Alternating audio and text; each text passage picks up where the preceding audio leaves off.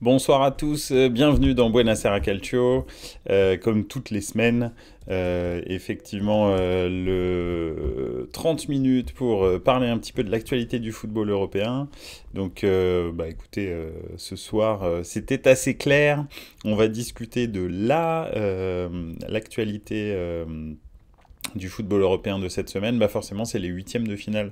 Retour de Ligue des Champions. Maintenant, on a les 8 qualifiés pour les quarts de finale. Donc, on peut déjà en tirer quelques enseignements. On peut aussi débriefer certains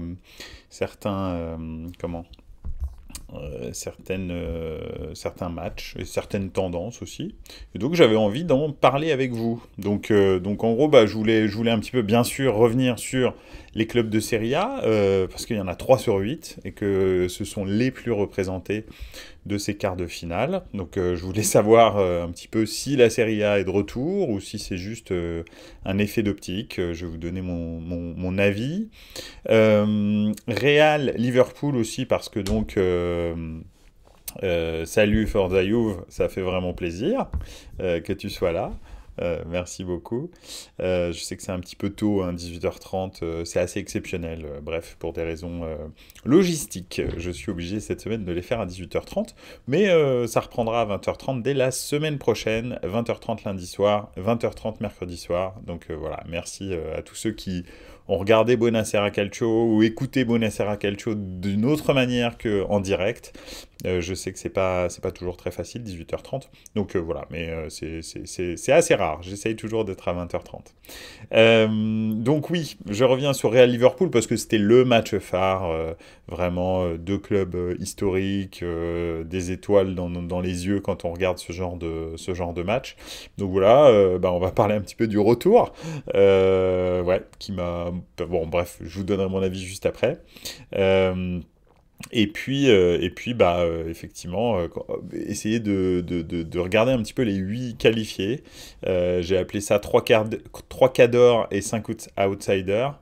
On va regarder un petit peu, puis on va essayer de se projeter sur les futurs quarts de finale de Ligue des Champions. Un petit tour dans les commentaires. Les matchs amicaux, c'était pas mal cette semaine, mais le huitième retour de Ligue des Champions, c'est quand? Ouais, c'est vrai que les matchs retour étaient particuliers, je suis d'accord. C'était pas d'un niveau foufou. Tous les matchs retour, hein. Encore une fois, il est important de dissocier, enfin à mon sens, hein, il est important de dissocier le score de la qualité des matchs. Et le match de Manchester City, il y a un très gros score. Maintenant, le match n'est pas forcément de super qualité parce qu'il n'y a qu'une équipe. Et puis voilà, donc c'est pas top. Mais bon, bref, on verra bien. On va commencer par le premier sujet. Serie A is back. Écoutez, en tous les cas, dans les chiffres, bien sûr, la Serie A is back, hein, ça c'est clair. Donc c'est clair que 3 équipes sur 4 qualifiées en quart de finale de Ligue des Champions. Il faut savoir que ça n'est pas arrivé depuis 2016, il me semble. Pardon, qu'est-ce que je raconte 2016? 2006. Donc il faut remonter vraiment à très très loin. C'était la dernière fois que 3 équipes italiennes s'étaient qualifiées pour les quarts. Alors, si on se demande qu'est-ce qui se passait en 2006-2007 pour les équipes italiennes, la décennie 2000 avait été outrageusement dominée par les clubs italiens, hein, avec le Milan qui gagne en 2003, le Milan qui va en finale en 2005, le Milan qui gagne en 2007, l'Inter qui gagne en 2010. Donc effectivement, cette décennie avait été, après la décennie 90, qui avait été aussi outrageusement dominée, alors là même encore plus par les clubs de Serie A, effectivement la décennie 2000 était encore une décennie Serie A avant que en 2010, en 2011, quoi, on passe vraiment à une décennie 100% espagnole. 2010-2020. Donc oui, effectivement, c'est effectivement remarquable, on va dire. Maintenant, très honnêtement, ça veut absolument pas dire que, pour moi, que c'est encore une situation pérenne. La Serie A, effectivement, est de retour. Les clubs de Serie A sont de retour. J'ai l'habitude de dire que ce qui fait vraiment le niveau d'un championnat, c'est la Ligue Europa et la Conference League. Et là, pour moi, ça envoie des signaux vachement meilleurs pour la Serie A. C'est effectivement que les 4 clubs de Conference League et d'Europa League peuvent être encore qualifiés pour les quarts de finale aussi, pareil. Même si la Lazio est le seul club des 4 qui a perdu le match aller, mais ils ont perdu 2-1, donc c'est pas non plus rédhibitoire, ils peuvent tout à fait se qualifier au match retour. En plus, la Lazio est une équipe vraiment forte, avec un très gros potentiel offensif. Donc marquer beaucoup de buts, c'est pas trop un problème pour la Lazio, et c'est très compliqué de leur en marquer, donc j'étais surpris du résultat. Mais ils avaient joué le mardi, enfin bref, c'était un match décalé parce que l'AS Roma jouait le jeudi en Europa League à l'Olympico aussi. Donc bon, d'ailleurs c'était une semaine un petit peu dingue pour l'Olympico, le stade en lui-même, hein, parce que donc il y avait donc il y avait dimanche un match de l'AS Roma. AS Roma Juventus. Ensuite, mardi, il y avait un match de Coupe d'Europe de la Lazio. Jeudi, un match de Coupe d'Europe de la Roma. Vendredi, c'était vendredi, je crois, le match des 6 nations, Italie, je sais plus quoi, donc à l'Olympico aussi. Et enfin, encore une fois, dimanche, un match de championnat d'une des 2 équipes, je sais plus qui jouait à domicile, mais en tous les cas, je sais pas comment la pelouse a fait pour tenir. J'ai pas regardé l'état de la pelouse le dimanche, mais ça devait être assez incroyable. Donc voilà. Alors, un petit tour dans les commentaires. Je sens que tu allais pas en parler, mais je voulais avoir ton avis. Le remplacement de Haaland, une honte, non. Il aurait pu écrire l'histoire de la Ligue des Champions, mais Guardiola avait trop en tête Messi et son record, mais ça m'a énervé de ouf. Alors, en fait, salut Nikaya, bienvenue, hein, ça fait plaisir que tu sois là. Oui et non, je pense que Guardiola pensait pas au record de Messi. Je comprends ce que tu veux dire. C'est vrai qu'il était parti sur des bases complètement folles, mais en même temps, il se trouve que Manchester City joue un championnat très compliqué, la Première Ligue, on le sait. Arsenal est en tête. Il faut aussi économiser un petit peu les joueurs. Manchester City a mené très très tôt dans le match. Le score a été fait depuis bien longtemps, ça sert à rien de le laisser 30 minutes de plus sur le terrain, parce que je crois qu'il a été remplacé vers la 60e, 65e. Donc ça sert à rien de le laisser 30 minutes de plus sur le terrain et de risquer une blessure pour rien. Moi, je comprends le move de Guardiola. Je pense que maintenant, vous commencez à savoir que je ne suis pas un fan de Guardiola. Mais là, en l'occurrence, c'est quelque chose que je comprends parce que ça va totalement dans l'esprit du collectif. Voilà, on n'est pas là pour faire battre des records à des joueurs. Moi, personnellement, si j'étais entraîneur, c'est pas mon objectif. Mon objectif, c'est de faire gagner l'équipe. Et si pour faire gagner l'équipe, les prochains matchs, il faut que je sorte Haaland à la 45e minute, je le sors à la 45e minute. Ça me pose pas de problème. Là, en l'occurrence, c'était le truc. Mais je comprends, mais moi, je n'ai pas de... Voilà, déjà, un quintuplé, hein, ils sont que 2, dont le meilleur, certainement le meilleur joueur, un des meilleurs joueurs de l'histoire. Donc, pas le meilleur, parce que ça dépend des périodes, mais un des meilleurs joueurs de l'histoire. Donc oui, c'est déjà pas mal. Un petit commentaire donc de Nikaya. J'aimerais que le Napoli prenne un gros pour voir s'ils ont le niveau et s'ils sont au rendez-vous. Eh ben moi aussi, j'aimerais beaucoup. Donc oui, effectivement. Là maintenant, en quart de finale, c'est bien. On a la Serie A a 3 clubs en quart de finale. Maintenant, c'est maintenant qu'on va savoir ce qu'ils valent vraiment au très haut niveau. Pour moi, vraiment... je ne considère pas que Tottenham, pour le Milan, ça a été le toucher du doigt le très haut niveau. Et on a vu que Milan a quand même eu du mal à se qualifier. Je ne considère pas non plus que le FC Porto, même si j'ai beaucoup d'estime pour cette équipe parce que je trouve qu'ils font vraiment des choses très très bien, soit le très haut niveau non plus de la Ligue des Champions. Et puis quant au Napoli, le Francfort, là j'en parle même pas. Effectivement, je trouve que voilà, on n'en est pas encore là. Là, il peut y avoir du Manchester City, du Real, il peut y avoir du Bayern, et je pense que c'est ces trois équipes-là qui vont être le maître étalon pour les équipes de Serie A. Moi, je sais que personnellement, en tant que supporter, là, si je sors un petit peu de mon rôle de, on va dire, pas consultant, mais chroniqueur du football européen, j'espère que Milan prendra le Real. Je pense absolument pas que Milan a les moyens de gagner avec des champions, quoique on ne sait jamais, hein, c'est dans l'ADN de ce club. Mais je veux les étalonner contre la plus grosse équipe du moment, quoi. Donc voilà, vraiment, c'est quelque chose que je voudrais voir, quitte à ce que ils prennent une dérouillée et qu'ils apprennent, en fait. C'est pas très grave, la Serie A, on est à l'apprentissage pour l'instant. En tous les cas, voilà, c'est vraiment ça. Ce que ça montre en tous les cas, je ne sais pas si la Serie A est vraiment de retour au sommet du football européen et pourra bientôt gagner des Ligues des Champions et tout. La chose que ça dit, quand même, ça dit quelque chose, c'est que ça fait...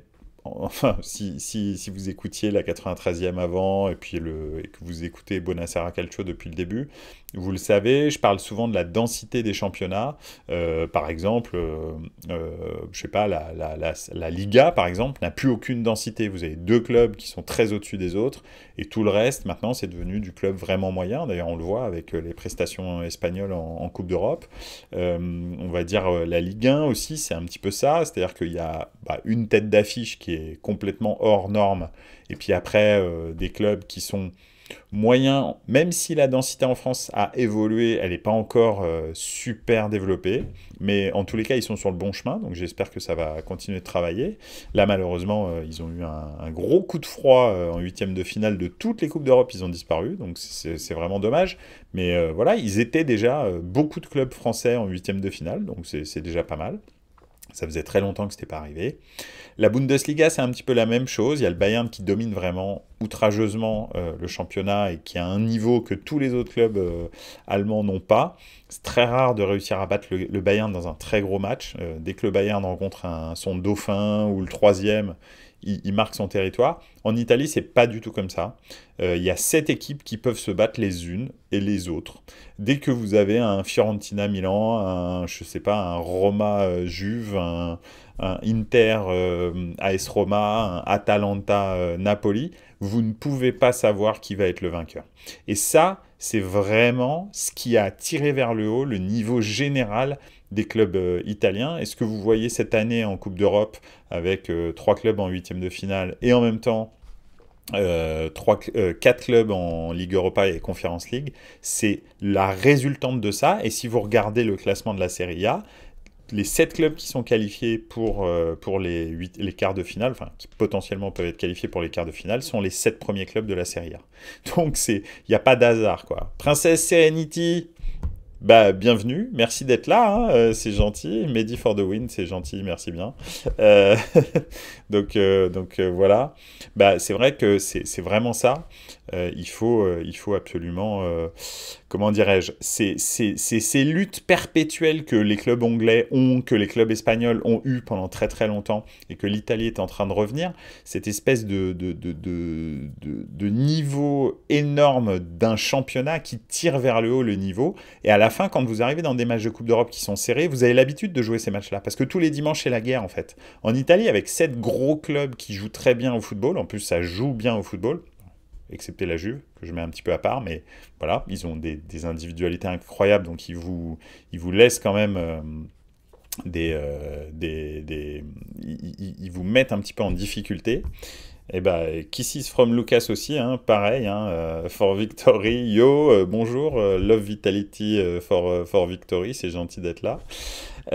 Donc oui, tous ces gens-là tous ces clubs-là qui vous tirent vers le haut font en sorte qu'on a ces résultats de la Serie A.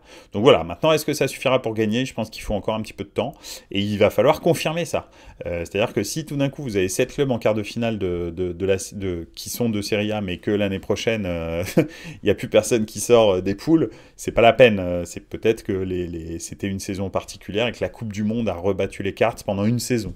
Donc moi, j'attends de voir la saison prochaine, mais je suis vraiment satisfait parce que je sais que cette densité de la Serie A a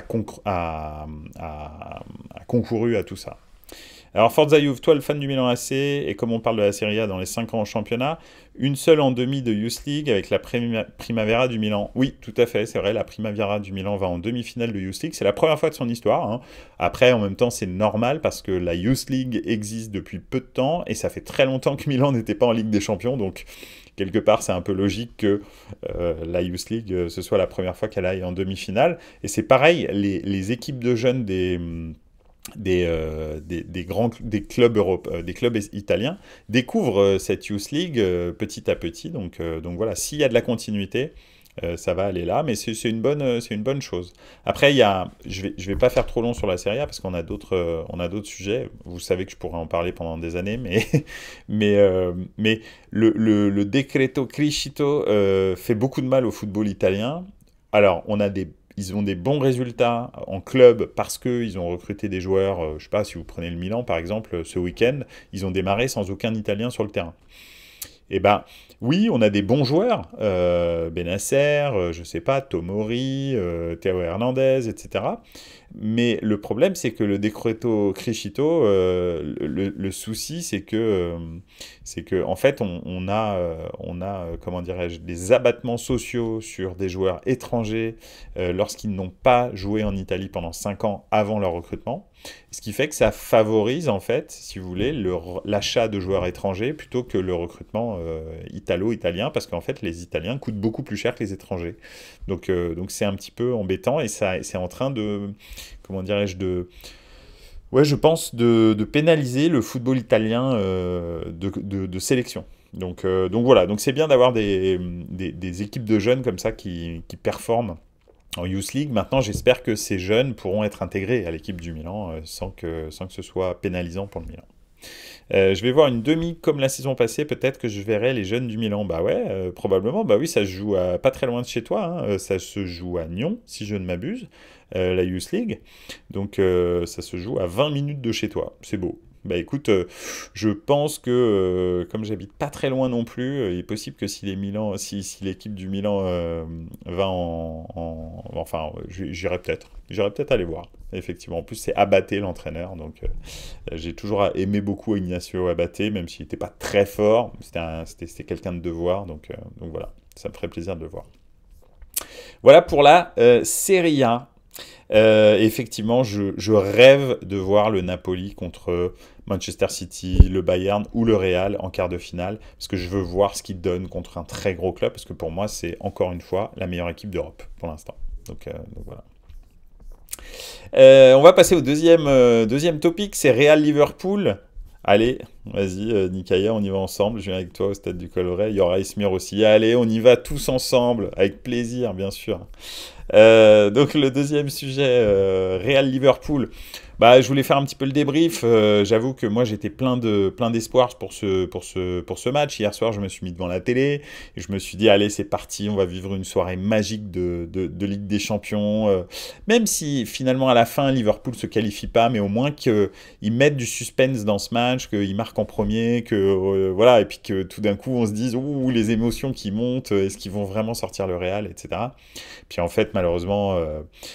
Bah, vous voyez, là, je commence à avoir la réponse, malheureusement, quand il y a eu le 7-0 contre Manchester United, ici même, dans Buonasera Calcio, je me demandais si c'était le chant du cygne d'une équipe qui était complètement en fin de cycle, ou bien le réveil d'une grande équipe, enfin, finalement, dans une saison bizarre.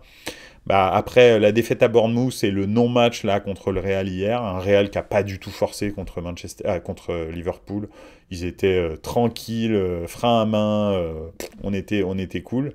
Donc ils ont juste contrôlé le match et ils ont marqué un but, ils auraient pu en marquer plus d'ailleurs, voilà.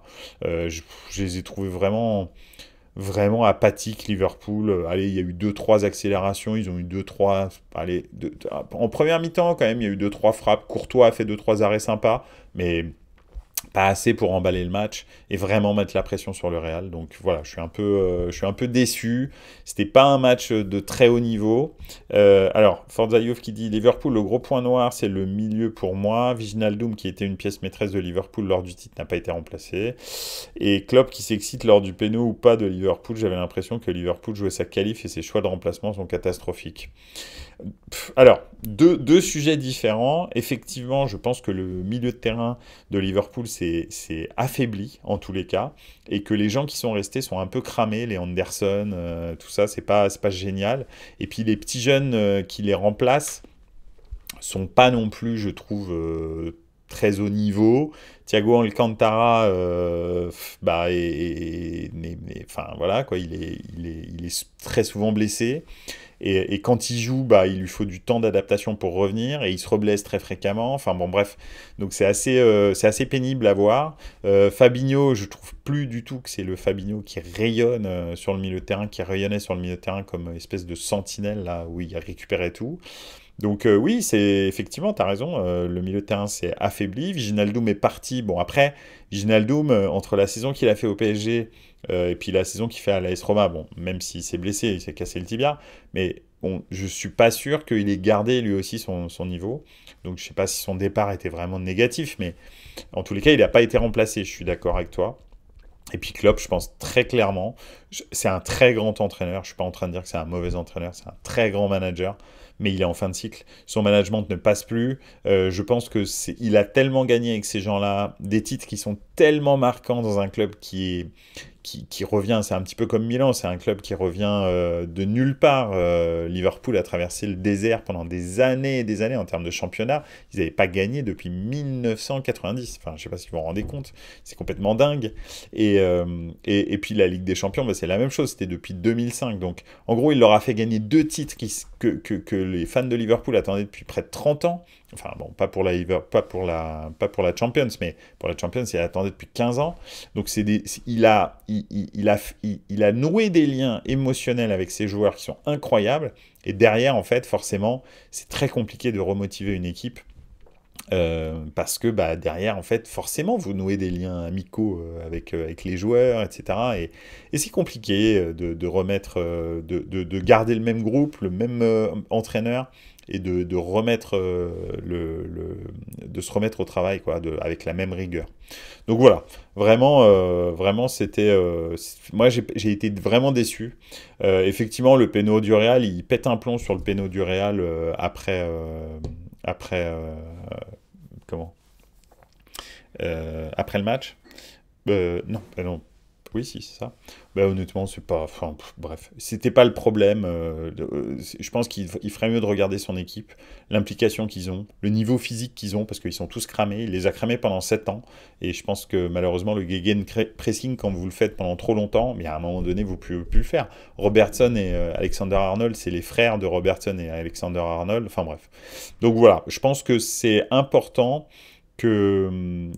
Ouais, bah oui, on va parler de Mané aussi, effectivement. Alors, est-ce que c'est concomitant? Est-ce que c'est un hasard? Ou alors est-ce que c'est effectivement le départ de Mané a vraiment changé les choses? Oui, en tous les cas, l'animation offensive de Liverpool est complètement différente sans Sadio Mané.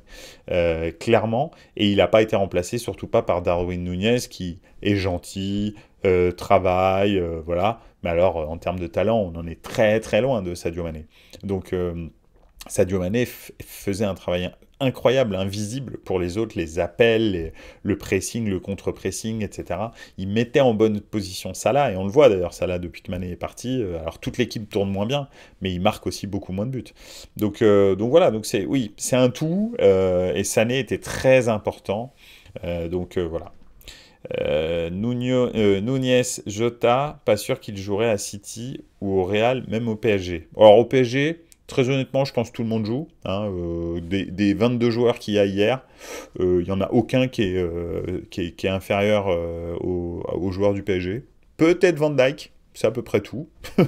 Van Dijk, vraiment, lui, alors là, c'est son frère, il est cramé depuis sa blessure au genou. Le mec est inexistant. Donc voilà, bon, il y a des gens qui ont voulu faire croire que c'était le meilleur défenseur de l'histoire. Je pense qu'ils n'ont pas dû voir jouer Baresi, Maldini, Nesta, Ramos, etc. Et Puyol, même Puyol, hein, je préfère Puyol 100 000 fois à Van Dijk, même si je ne nie pas le talent de Van Dijk. Juste que pour être le meilleur défenseur de l'histoire, il ne faut pas avoir une saison et demie au plus haut niveau. Je veux dire, Maldini, il n'a jamais raté un match, il a commencé à 16 ans et a terminé à 41 ans. Donc, bon, après, je pense qu'on peut parler de meilleur défenseur de l'histoire. Quand on fait une saison et demie au plus haut niveau, non. On peut dire que tu étais en feu pendant une saison et demie. Donc, donc voilà.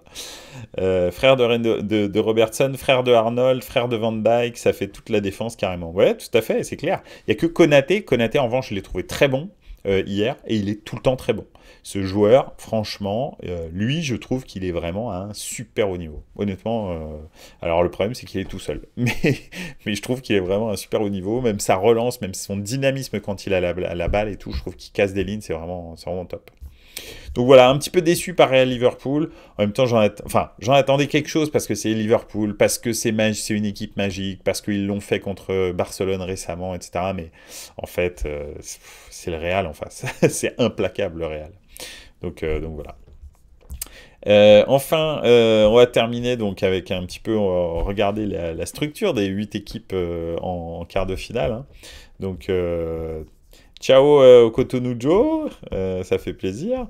Pour moi, il faut que Klopp s'en aille et un nouveau coach pour un électrochoc. Je suis d'accord avec toi. Un De Zerbi, par exemple, à Liverpool serait magnifique. Et Klopp, honnêtement, il part dans un autre club. Alors, on va parler du PSG, mais il n'y a pas que, mais même le PSG, quoi. Je pense qu'il pourrait aller au PSG, mais un club comme Milan, par exemple, un club comme l'Inter, un club comme peut-être, je sais pas, en Espagne, un grand d'Espagne comme l'Atlético Madrid. Imaginez Klopp à l'Atlético Madrid, ce que ça donnerait. Parce qu'ils ont un effectif et ils ont de l'argent, l'Atlético Madrid. Ça pourrait vraiment faire un truc vraiment bien, quoi. Ou Klopp au Real, par exemple. Si Ancelotti n'est pas re-signé, parce que s'il gagne rien cette année, vous savez, au Real, vous gagnez rien, vous sautez. Hein. Il n'y a pas de sentiment avec le Real.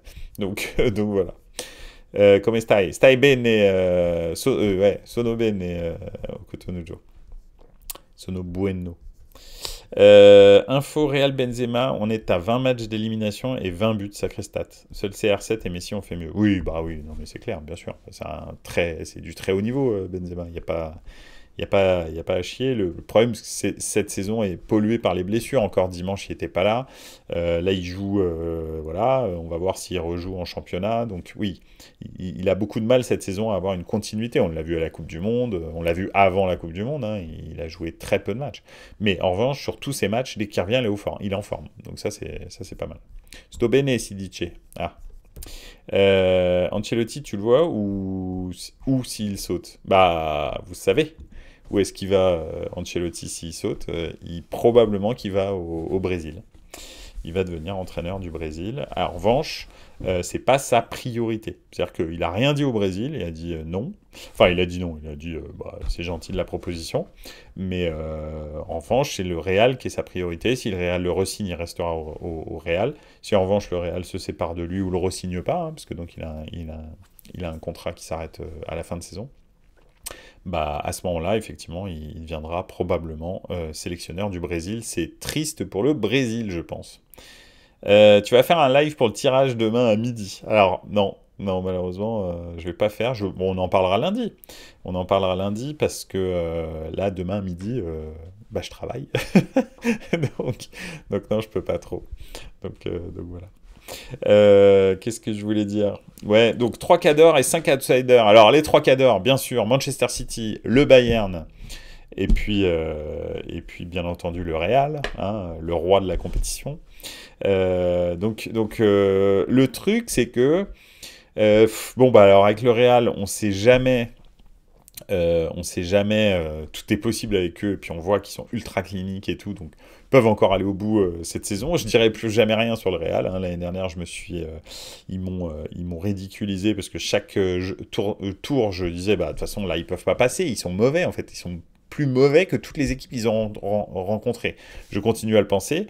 ils étaient moins bons que le PSG, ils étaient moins bons que Manchester City, et puis ils étaient moins bons que Liverpool en finale, ils étaient moins bons que toutes les équipes qu'ils ont rencontrées sans exception, et pourtant ils sont passés à chaque fois. Même Chelsea les a dominés fou quoi. Donc voilà, donc ouais, c'est effectivement très compliqué de faire des prévisions sur le Real. Maintenant, Manchester City, alors on peut dire que oui, ils ont fait un énorme score contre Leipzig, mais je suis toujours pas impressionné par cette équipe. Voilà. Il y a pas de, je sais pas, j'ai l'impression que le jour où ils vont rencontrer une très grosse équipe, comme d'habitude, ils vont se dessus. Donc je pense que voilà, et puis que Guardiola va nous inventer encore une tactique bizarre, mettre Erling Haaland sur l'aile, sortir je sais pas qui du milieu de terrain, le mettre en latéral gauche, puis bah ça va pas marcher comme d'habitude dès qu'il y a un gros match. Donc voilà. Un petit commentaire quand même. Dimanche soir d'ailleurs, gros programme, le derby de Rome et le soir, le derby d'Italie, Inter-Juve. Barça-Real aussi, la meilleure équipe de Ligue 1 en 2023. Reims contre Marseille et en plus de la F1. C'est vrai que dimanche, c'est n'importe quoi. Ce week-end, c'est n'importe quoi en termes de football. Donc voilà. Effectivement. Ici, c'est Strémy. Salut tout le monde, après les huitièmes, le Real sort grand favori pour moi, même si c'est pas forcément la meilleure équipe. Oui, c'est vrai, en tous les cas, c'est des trois favoris, celui qui m'a le plus impressionné, parce que j'avoue que le Bayern contre le Paris Saint-Germain m'a pas non plus vraiment impressionné. En revanche, effectivement, le Real, c'est effectivement quelque chose qui... C'est solide, quoi. Et le milieu de terrain, c'est implacable. Et franchement, moi, j'avoue que eux, ils m'ont fait grosse impression. Bizarrement, ils m'ont fait vraiment grosse impression. Après, de l'autre côté, dans les outsiders, bah, vous avez Napoli, qui pour moi, vraiment, est très au-dessus du lot techniquement de toutes les équipes qu'on voit, excepté peut-être Manchester City, mais je trouve que c'est beaucoup plus vertical, beaucoup plus méchant en fait Naples que Manchester City. Même, je mets de côté ce 7-0 contre Leipzig parce que, bref, je le trouve anecdotique. Donc voilà, parce que tous les buts, ils sont pas construits. Hein. La plupart, c'est des espèces de cafouillages bizarres. Erling Haaland, il marque un quintuplé, mais c'est que des buts de renard un peu dans la surface. C'est pas des buts très, enfin, j'exagère que. Il n'y a pas que ça, mais il en met quand même 2-3 comme ça. Donc bref, je vais pas me focaliser sur le 7-0, et c'est beau, c'est un beau score, mais c'était pas impressionnant. Donc voilà. Donc je pense que Naples, Real, pour moi, c'est les deux favoris finalement de la Ligue des Champions, même si ça fait pas partie des cadors. Et puis après, les autres favoris, pour moi, c'est le favori caché, on va dire, c'est Benfica, qui m'impressionne toujours au niveau du jeu. C'était incroyable. C'est incroyable. Donc j'ai hâte aussi qu'ils prennent une grosse équipe pour voir si c'est réel ou si c'est juste parce qu'ils ont croisé des équipes pas terribles, dont le Paris Saint-Germain. Donc voilà, on verra bien, effectivement. Puis après, alors vraiment, Milan, j'attends pas grand-chose. L'Inter, j'attends pas grand-chose. Et puis le dernier, c'est qui? On a donc le Real, Manchester City, le Barça, Naples, Benfica, le Milan. Et puis Chelsea, effectivement. Alors bon, Chelsea, moi, franchement, là, alors s'ils font une surprise, c'est vraiment n'importe quoi, parce que effectivement, ce serait quand même très, très, très surprenant. Et ouais, Chelsea. Non, alors là, on me demande, oui, le Real est favori et Naples outsider, effectivement. Un derby milaniste en quart, tu signes. Alors. La dernière fois, c'était donc effectivement en 2006-2007, le quart Milan-Inter. Milan avait été passé et avait gagné la Ligue des Champions derrière. Il y avait même eu en 2003 un Milan-Inter en demi-finale, suivi d'une finale Milan-Juve en 2003. Donc voilà. Après, franchement, j'aimerais des Milan-Inter, on en voit fréquemment. Oui, ce serait cool qu'on soit sûr qu'il y ait un club italien en demi-finale. Le truc étant quand même que finalement, si je veux prendre un club italien, je préférerais prendre Naples en Europe. Et on a bizarrement plus d'expérience qu'eux en Europe, donc je pense qu'on aura un petit avantage. Et moi, j'aimerais que Milan prenne le Real. Moi, je veux un Milan-Real. Moi, je suis pas là pour m'embêter. On est là pour taper les meilleurs. On n'est pas là pour rigoler. Si tu veux gagner la Ligue des Champions, faut taper les meilleurs. De toute façon, on est des outsiders. Nous, on est des nains là maintenant européens. Alors, autant se faire plaisir avec deux matchs de gala incroyables. Et puis voilà, et puis se rappeler les bonnes années d'un Milan Real. Donc voilà. L'année dernière, t'attendais pas grand-chose du Milan non plus. Oui, c'est vrai. Quelle mémoire tu as, c'est impressionnant. C'est gentil, merci. Bah ouais, bah, c'est comme ça, hein. Donc Wiki Milan. Donc ouais, c'est effectivement, j'aimerais bien un Milan-Real plutôt, franchement. Ou un Milan-Naples. Quitte à avoir une équipe italienne, je préférerais Naples que le Real, parce que Naples, je trouve ça joue bien, c'est bien. Les matchs contre l'Inter ces derniers temps, c'est quand même très très intense, dur, etc. C'est compliqué pour mon petit cœur, c'est très compliqué. Et puis perdre en Coupe d'Europe contre le cousin Oni, ah, c'est dur. C'est jouissif quand tu gagnes, mais si tu perds, c'est horrible. Perdre contre Naples, bon, c'est pas grave, on s'en fout de Naples. Donc, donc voilà. Enfin voilà. En tous les cas, j'ai hâte vraiment de voir ces futurs quarts de finale et le tirage au sort. Donc c'est vendredi, bah c'est demain, donc c'est demain midi. Donc on va savoir qui fait quoi et pourquoi pas un petit Bayern Manchester City. Ça me ferait marrer que les deux s'annulent là. Ça me ferait rigoler. Je pense que ça ferait plaisir à un de mes amis en plus. Donc voilà. Voilà. Bon, en tous les cas, bah, écoutez, ça a été un plaisir encore de passer ce temps-là avec vous, à discuter du foot. Bah, écoutez, je vous souhaite une excellente soirée. N'oubliez pas, hein, vous pouvez bien sûr suivre Buonasera Calcio sur Twitch, sur Instagram, sur Twitter, mais aussi sur toutes les plateformes de streaming, Apple Podcast, Spotify, Deezer, whatever, Google Addict, ce que vous voulez. Pardon, Podcast Addict, Google Podcast, etc. Donc vraiment, n'hésitez pas. Et puis merci beaucoup d'avoir été là. Je vous souhaite une excellente soirée. On se retrouve lundi à 20h30. Et en attendant, ciao ragazzi, à lundi, ciao.